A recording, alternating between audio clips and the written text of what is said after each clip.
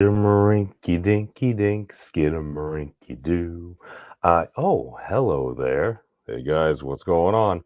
Memes here. We're gonna give a little bit of a thought on consciousness tonight. Why? Well, It's turtles all the way down.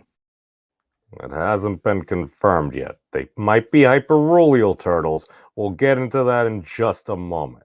But why do I say this? Because I've been listening to a lot of smart people, and again, Panpsychism aside, because it's beyond the current scope of this video / live stream. But I digress. So the Ruliad got me to thinking. Let's go to it. What is the Ruliad made up of?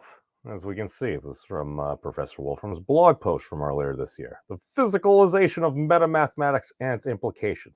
And just from the little Google blurb, as we can see, results from samplings of the unique Ruliad structure that corresponds ... In mathematics, Emes aggregate up to give us our universe of ... Yeah, basically, when it's on like Wolfram science and everything in the Ruliad is made of Emes. Atoms of space in our physical project are Emes. The nodes of our combinator trees are Emes, and Emes, it's essentially an atom of space. And basically, the Ruliad. Ooh, look, pretty pictures. That's one of the big things. Oh, look, it looks kind of like the concept. I don't know. That's starting to look like E8 there a little bit. I don't know. Oh, 8. I wonder if that has anything to do with the Octonians. I'm just saying. But welcome, Dr. Rachel. Thank you for joining us.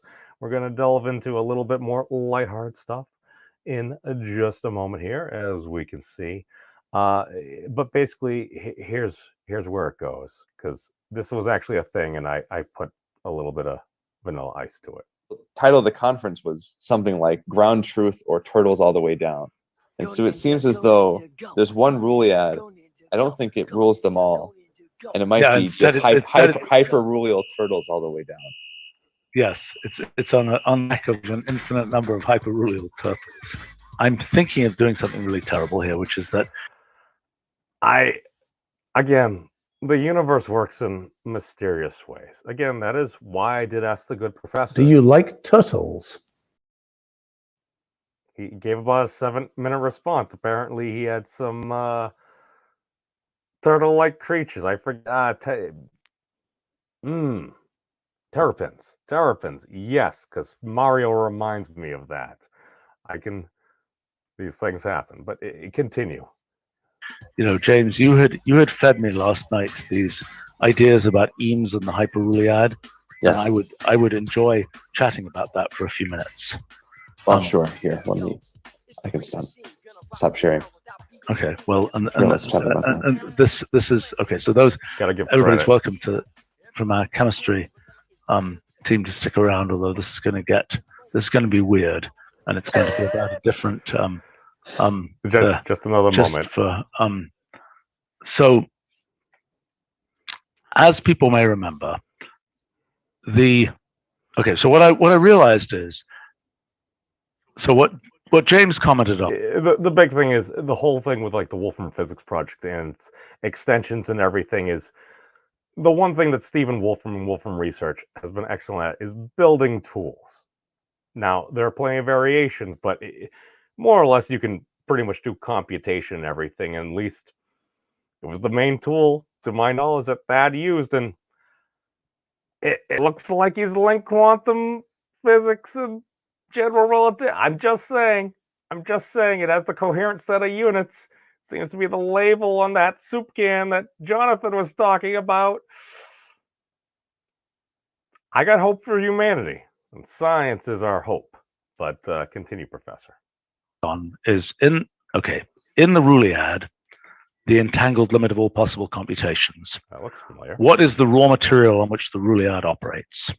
The raw material are Emes, E-M-E-S, which are atoms of existence. That's all we really need to know for at least this part. And again, this is supposed to be about consciousness and everything. And again, panpsychism aside, again, not for the scope of this video, but what is this? Because I spent some time thinking about this because I know Jen and Duvid, they've been talking about this for a while. And it's called like the hard problem of consciousness. Why is it so hard? Professor Penrose goes into something about microtubules. And well, that's interesting. Why? It's like, well, are we conscious when we're sleeping? We don't appear to be in this realm. Why do I say? Because my big thing is, okay, how do we, what does it mean? It means something that's communicating something to you. It's like within society, hey, how you doing? Very often there is a response. Sometimes there isn't. At least back when I remember people, different stories. But all I'm saying is it can be anything. It's like, I remember maps of meaning. It's like, if all of a sudden you're a rat, you're introduced into a new environment. It's like, what's going on? It's like, I don't know. Is there danger here? Is something going to eat me? Can I eat it? Like, is there something fun here? Are there friends? Can I mate with it? Like, these are just, I don't know, kind of seem like base algorithmic functions within life as we know it. I'm not even going to say it, panpsychism and stuff and things aside. But all I'm saying is, okay, so if when we're asleep, it's like, oh, look, there's a cookie. Until you wake up, you're probably not going to be, ooh, cookie. It's like you're not going to have that hunger and everything. And again, you might be having dreams, but are you conscious in the world as we know it? And apparently, when you go to sleep, when people are put under anesthesia, there are certain parts of our brain that apparently they don't really necessarily seem to respond.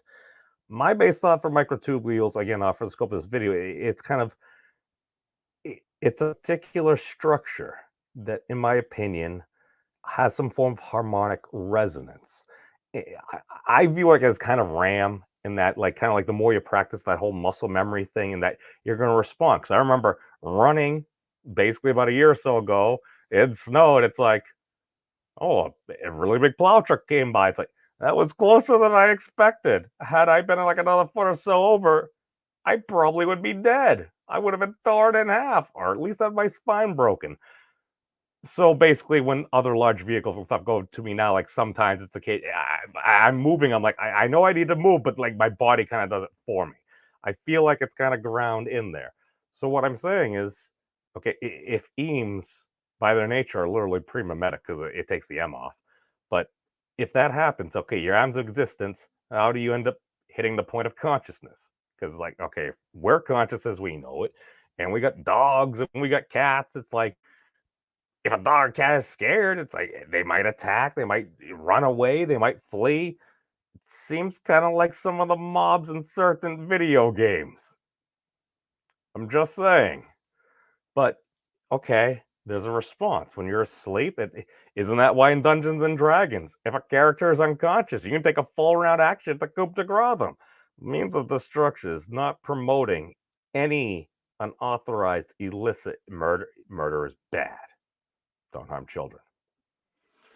As far as consciousness goes, here's what I'm going to claim. Again, panpsychism aside as I know it, if there's a memetic response, because if we respond, and again, maybe you don't happen to have visualization, if you can hear, if you have that ability to sense, and you end up acquiring memetic input, there's an input, and then there ends up being an actual response while you're conscious. I claim that's consciousness as we know it, small c. Could be totally wrong. It's probably a much better formulation, but just kind of wanted to get that out there because there's a lot of bad juju out there. I'll try to bring a little bit of levity. Why? I should learn all these memes. It's not enough time in one lifetime. Our wave function continues. Hey, peace out, everybody. Be safe and take care of yourselves. It's a crazy world out there. Have you guys checked out the Memes of Destruction's channel? He's an interesting dude. I like him.